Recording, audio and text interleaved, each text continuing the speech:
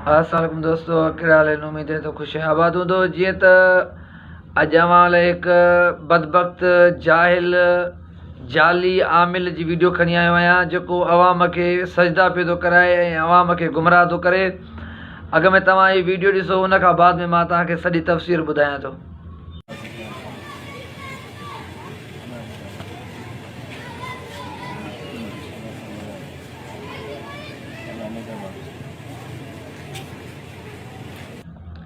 त दोस्तो, जीअं तव्हां हिन क्लिप में ॾिठो त हू ज़ालिम पंहिंजो पाण खे सजदा पियो थो कराए ऐं अवाम खे सरेआम गुमराह पियो थो करे।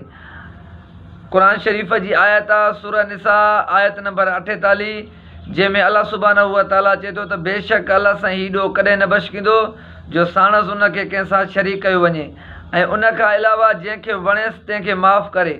ऐं अलाह सुब्हानहू व तआला सूरह माइदा आयत नंबर 72 में अलाह साईं फरमायो त जंहिं बि अलाह सां गॾु कंहिंखे शरीक कयो आहे उन लाइ जन्नत हराम आहे ऐं उन जो ठिकाणो दोज़ख आहे। ऐं मां पंहिंजे दोस्तनि खे ॿुधाइणु पियो चाहियां त इन्हनि जाहिलनि खां पाण खे बचायो ऐं क़ुर ऐं हदीस ते हलो। इनशा अल्लाह दुनिया में बि भलाई थींदी ऐं आख़िरत में बि भलाई थींदी।